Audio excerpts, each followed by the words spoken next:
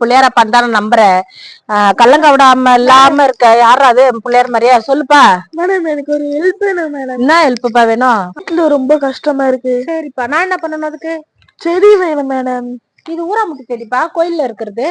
மீண்டும் சொல்லணும், அரச மரம் வேணுமாப்பா? மேடம் வேணாம் மேடம். அரளி விதை அது நீங்களே சாப்பிட்டு சாவுங்க. நான் சாப்பிட்டு சாகணும்? அப்ப வேற என்ன இருக்கு? இந்த புஷ்பங்கள்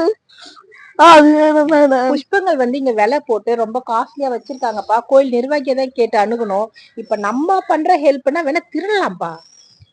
மேடம் இந்த பூச்செடிக்கு நடுவுல ஏதாச்சும் எலுமிச்சை பழம் இருக்குமா? இருக்கும்பா, கோயில்னா கண்டிப்பா ஒரு எலுமிச்சை மரம் இருக்கும். அதை வச்சு நீ என்ன பாட்டையப்படலான்னு பாக்குறியா? டெய்லியும் நாங்க எலுமிச்சை சாதம் எலுமிச்சை பழம் அதெல்லாம் போட்டு சாப்பிடுவோம் மேடம். இல்லப்பா, நாங்க ஜெனுனா வந்திருக்கோம் சாமி கும்பிட்டு. சரி, உங்களுக்காக வேணா நாங்க இந்த முயற்சியில இறங்குறோம். அது உங்களுக்கு தேவையில்லை. அதுல ஐயோ பழத்தை கேக்குறேன்னு நகை திருடுறோம். இது இருக்கு, உங்களோட நல்ல நேரம் இங்க இருக்கு. ஆனா செடியா இல்ல மரமா இருக்கு. பரவாயில்லையா? பரவாயில்ல மேடம். கொண்டு போவீங்க? புடிங்கிட்டாங்க. புடுங்கணுமா மேடம்? கொஞ்சம் பாருங்க மேடம். இருப்பா, அதுக்குதான் முயற்சி பண்றேன். யாராவது வராங்களா? நீ பாரு.